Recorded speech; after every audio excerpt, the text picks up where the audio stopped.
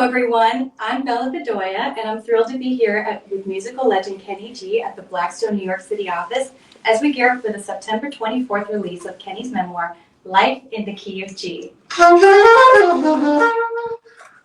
This memoir offers readers a backstage path to both the man and the music, sharing Kenny's journey to becoming one of the most revered musicians of our time, stories from behind the curtain of his jazz life, and of course, the secret to his iconic locks. They are pretty iconic. Tonight we've teamed up with our friends at Premier Collectibles for an exclusive Q&A session where Kenny will be answering questions exclusively from you, his fans. During this live stream, you can grab a signed hardcover of Life in the Key of G or one of our 500 limited collection edition sets, which includes an autographed black hardcover copy of Life in the Key of G bound in a beautiful turquoise casing, signed sheet music for Songbird in gold ink. Songbird.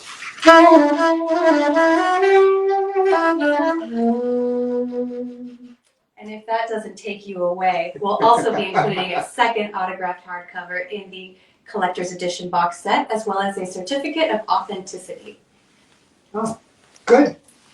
All purchases can be made via www.kennygbooks.com, and as a special token of appreciation for our live stream viewers tonight, we are offering signed hardcovers at 15% off when using the code LIFE15 at checkout, which is LIFE15. Kenny, thank you for joining. I'm so excited to have you here in the Blackstone recording studio. I know, this is the famous studio. This is where I started the audiobook here in the studio, finished it in my house in LA. But I work with Brian here in the control room here, and it came out. I think the audiobook's cool too, by the way, because I play a lot of sax on it. Yeah, I got to listen to a sample of it. It's recorded partially here, and as you stated, I haven't heard it. Oh, it's very, very nice, and you sound wonderful. Brian, did it come out good? Okay, good. So as you can hear, testament from our audio engineer himself. But this book offers so much, and it's such a special treat, I think, for also music fans, jazz lovers, and also people who share different aspects of life, from parenting to personal relationships, people who want to be motivated. So we're excited to get started and dive right into some questions from our audience members. Great. And remember, the sheet music comes with this special, right? So as soon as you get the sheet music, you'll be able to play Songbird just like me. And that would be wonderful. I'd love to see some renditions of Songbird live. So we're kicking things off with a clash and a bang here as we start off with our crew here. As we start off with our first question, Gus from Texas would like to know, why do you believe Silhouette has become a timeless classic that defines a great part of your musical journey? Oh gosh. See, I didn't prep for any of these questions. I don't know the questions. Okay, Silhouette.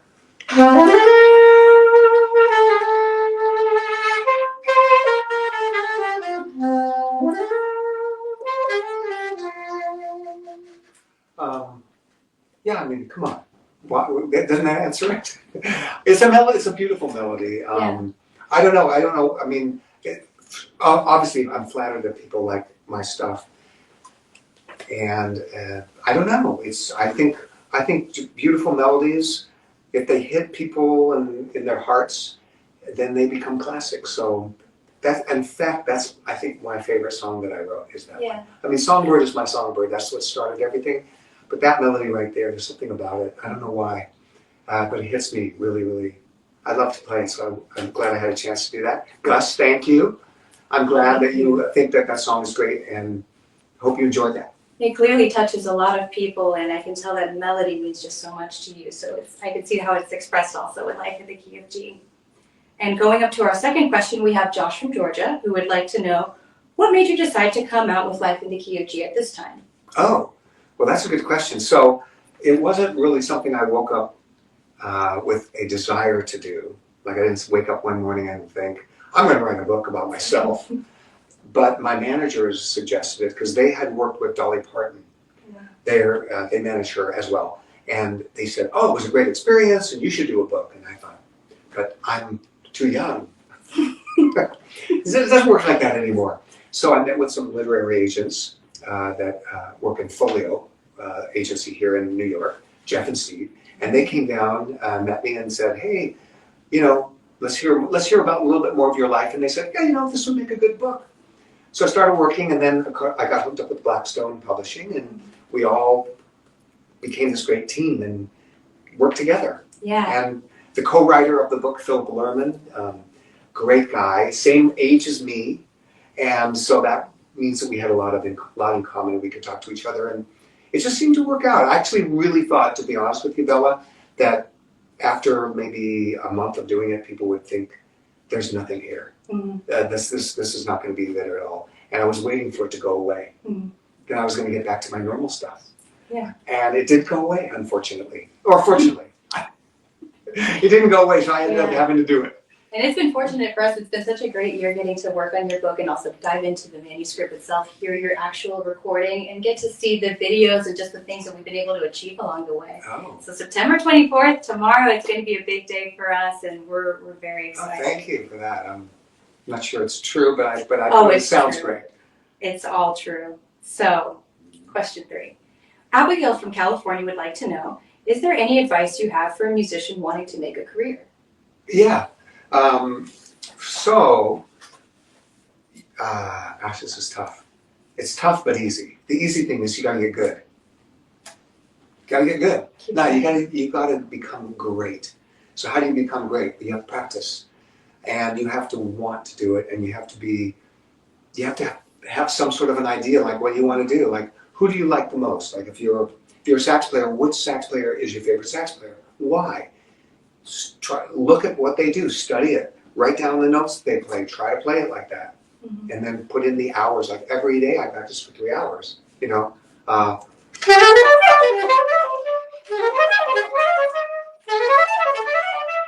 Those are little exercises that I created, and so I played it in 3 different keys. So I try to do that in lots of keys that make my fingers do funny things that they don't want to do. So I have to keep learning, and I still practice every day for 3 hours. And that's what you need to do. So if you want to have a career as a musician, you've got to get really great. And I guarantee you, if you become really great, the world will open its arms to you, and you will have whatever career that you want to have. But if you're pretty good, you need luck.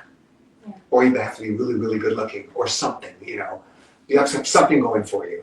And if you're not that good, you got to have super good luck and super good breaks. But if you're really great, you really don't need any of that. I mean, it's all good to have, but the fact that you're great will be the main thing that will get you where you want to be. So from perseverance comes greatness. There you go. So I should have answered it that quickly. No, you explained it perfectly. And the next question would be Anthony from Canada, who wanted to know, what got you started in music? What was the defining moment?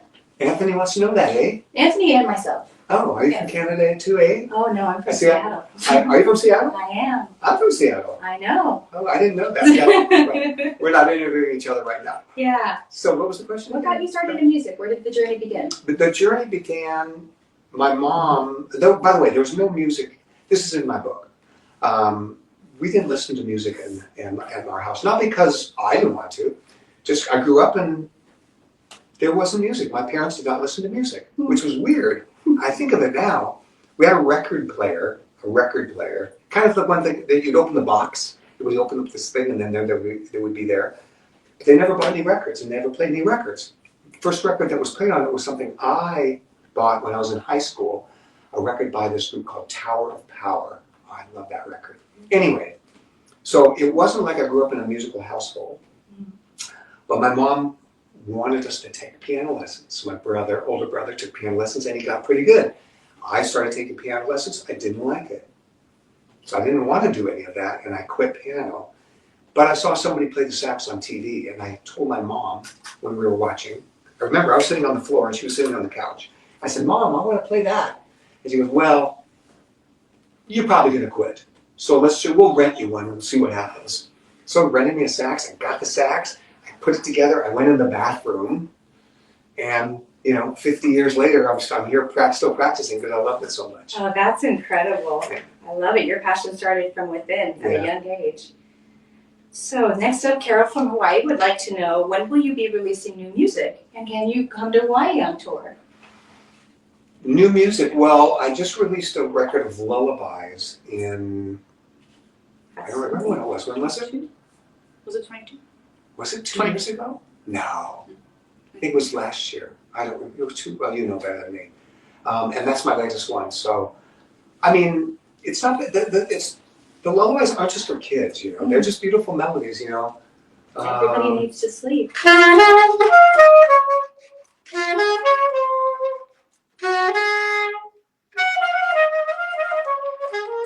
Almost forgot the notes.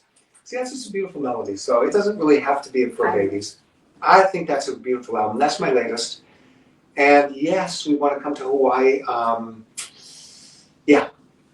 I have a standing invitation at the Blue Note in Hawaii. I just haven't made the time to come there, and we're trying to figure out maybe next year, maybe spring of next year. We're thinking. Well, Carol, hopefully he'll be coming to you soon. Our next question is Dawn, also from Canada. We have, do you have a favorite artist you enjoy listening to? Is that a Dawn boy or a Dawn girl? It's a Dawn that's a reader and a listener and a lover of you. Oh, we don't do that, do we? Oh, no, it's Dawn. It could be D-A-O-N or D-A-W-N. It's D-A-W-N. Oh, so it's a girl. We're gonna assume. So Dawn would like to know. Do you have a favorite artist you enjoy listening to? Is it still Tower of Power? Or No. is there who you tell No, it's I listen to old jazz. Okay. I listen to Stan Getz, Oh. and I listen to John Coltrane, and I listen to Sonny Rollins, and it's the jazz greats, Dexter Gordon, Cannonball Adderley. I like that. That's what I listen to. Fantastic. Yeah. Of course. It's got to be a lot of inspiration for you. And Rhiannon from North Carolina would like to know, how would your life look if you couldn't or didn't pursue music? Was there another career path you might have taken if it wouldn't have been music? Mm-mm. Only music. So there you have it. Yeah, I don't know. I would be sad right now. This one might be enjoyable for you. It's Tanner from Texas would like to know, what's your favorite brand of soprano sax? Oh, well, okay, so this is my high school sax, same one. That's what I'm so old, yeah. It used to be really shiny. And by the way, it's not because I abused it. I mean, it's never been dropped or anything. Mm-hmm. This is just from touching it with my thumb. It's been here for, 50 years, and it's worn it out, and just against my leg maybe. This my thumb goes here too, so it's kind of really smoothed out. Yeah. This is just called a Selmer. This brand is This is a Mark 6, but they don't make it anymore. This saxophone was born on March 17th, 1959. Perfect. And I know that because I took this saxophone to Paris, where it was made, and I went to the company. I said, "Tell me when this sax was made exactly," and they don't have records that go that. So they had to go back. This is like in those movies where the guy goes up to the attic and he brings down a book, blows the dust off the book. It hasn't been opened in like 40 years. And he's looking and he looks and he finds and he says, there's a serial number on here. Right there, there's the serial number. Oh, wow, Paris, right there. Yeah, and he looks it up and he comes down and he goes, March 17th, 1959, they need like 4 saxophones that day. And this was one of them. Little did they know it'd be the saxophone of greatness and time and longevity. That is so cool. So I'm saying Selmer is the best brand, I think, of saxophones. Awesome. Yeah. And for the final question, you touched on earlier about practice and how much you've integrated it into your life. So Samara from Connecticut would like to know, how many hours did you practice when you were in school? You mentioned 3 hours now, but was it more then? Well, it was probably less than 3 hours in high school and more in college. Mm-hmm. When I went to college, I didn't take music. I took economics. Mm-hmm. And actually, I started off, I took calculus, and I took chemistry, and I took all those classes. And then I decided that I just thought I should just major in business. So then I started taking economics, finance, statistics, those kind of classes. So I never took music, but what I did was I went into the music, and by the way, I played in the band too. Mm-hmm. But I went to the music room in the music building, and I would practice probably more like 5 or 6 hours those times, because I would go in at like 2 in the afternoon, I'd leave at 7 or 8 at night. I did that all the time. So that's what I did in college. But today, these days, 3 hours, 2.5, 3 hours, I'll practice every morning. Today, I'm only got to practice an hour and a half. So I'm kind of feeling like I might be I need losing some it. more. I might be losing it.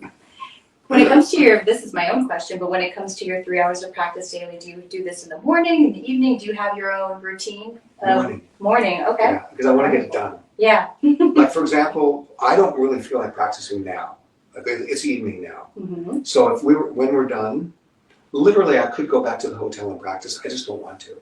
Yeah. So the days worn me out in a sense. Not really, I'm not worn out, but you know what I'm saying? My Of course. vibe.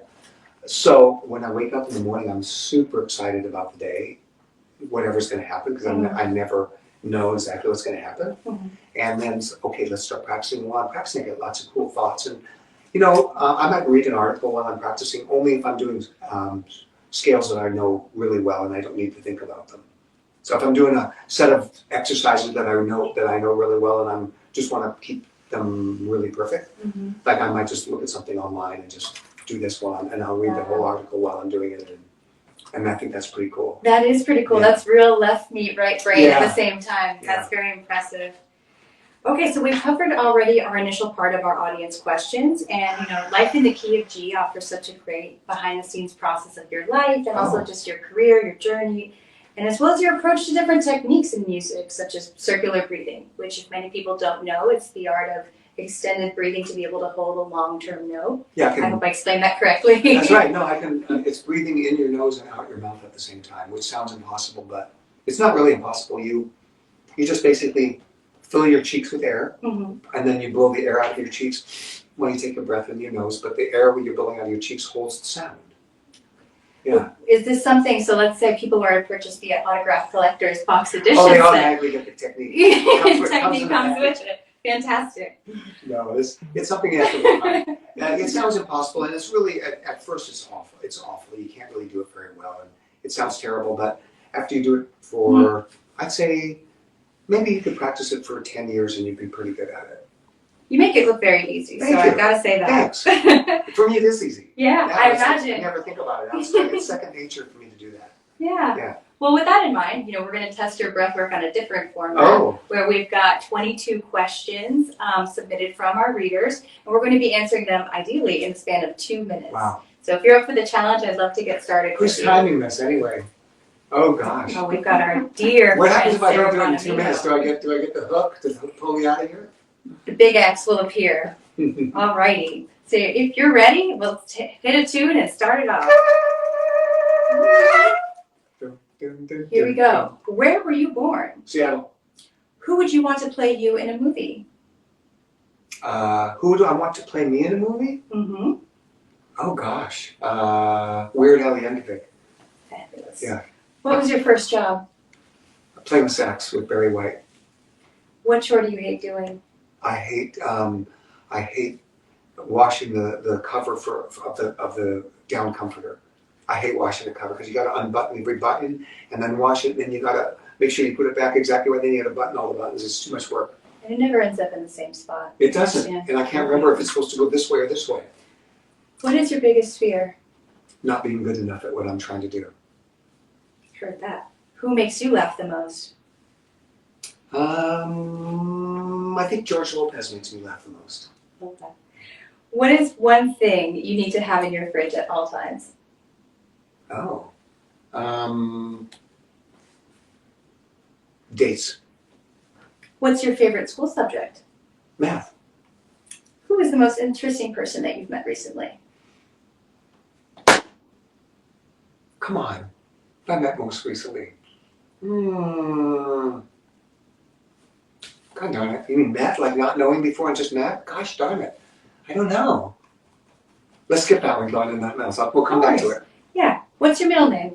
Bruce. What's your biggest pet peeve? Slow drivers. Me too. What's your favorite hobby? Golf. What's your guilty pleasure? Hot bath, cold bath. Hot bath, cold bath. Do you have any hidden talents? Well, I'm a pilot, but that's not that hidden. I work out every day. I think I'm way stronger than people think I'm at. I think I'm a lot more like, I think my body's a lot more like cut than most people would think because I never really show off. He's strong. Very sexy. So sexy. Thank you. You're welcome. What color is your toothbrush? It's white. It's one of those Sonic Cares. Right. If you had a pet, what would you name it? Diego. Love that. What's your favorite word? Oh.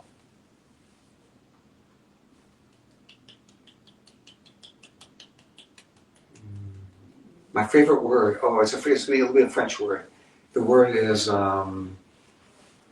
It's a word I really like saying in French. I think vert.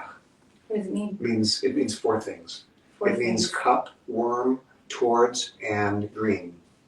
Same word, vert. I just like the way, because it's like, it just goes on, vert. It's a great Beautiful. word. Yeah. Great word. Yeah. What was the last album you bought or streamed?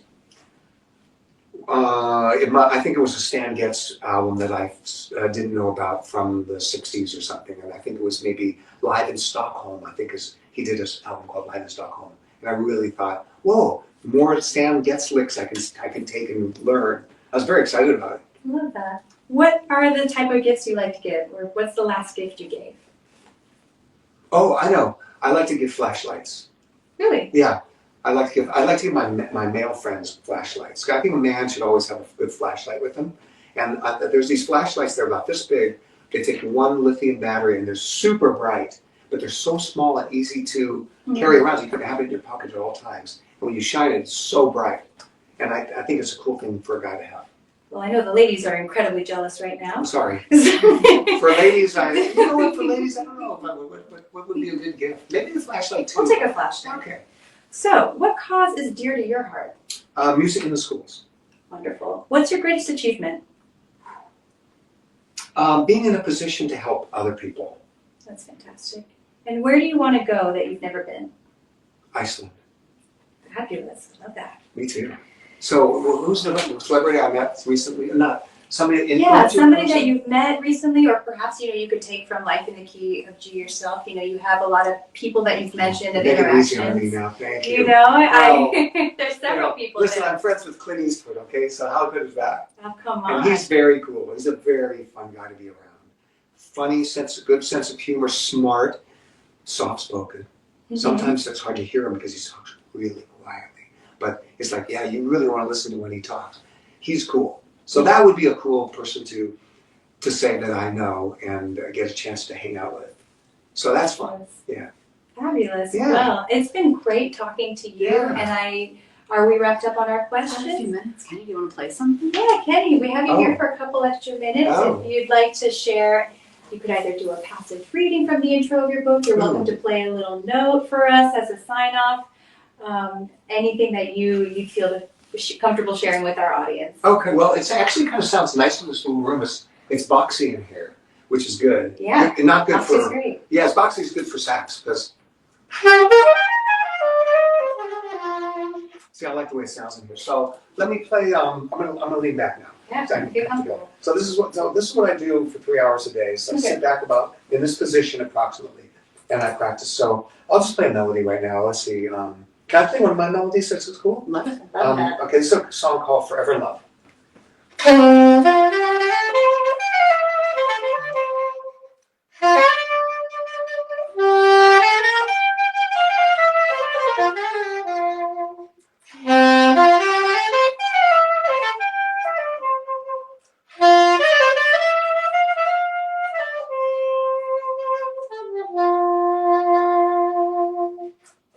That is beyond beautiful. Thanks. Takes us back, and it's just such a timeless classic. All of your music, I know, has touched so many lives, and this book is surely bound to touch many more lives in the process as well, too. So Thank you for saying that. I want to share an early congratulations on your pub day. We're all so excited here at Blackstone to have been the ones to be able to publish your book and get to work with you, get to know more about you. So thank you again for joining us. And for our viewers, we appreciate you joining us along on this journey too for our pre-launch celebration. Again, we are offering signed hardcovers as well as the autographed limited edition collector's box sets, which comes complete with the bound black book, bound in turquoise casing, the signed sheet music for Songbird, the second hardcover autographed book, as well as a certificate of authenticity. And today, as a reminder, if you enter Life15 at checkout, you will receive 15% off your signed hardcover order. And the saute dish, the Teflon coated. No. Absolutely. Tupperware may or may not be included. So thank you. The chef again. knife comes with it. And again, remember to go to www.kennygbooks.com and stay tuned for much more as we unveil tomorrow's publication for Life in the Key of G by Kenny G. Yay. Yay! Exciting. Thank you again, guys.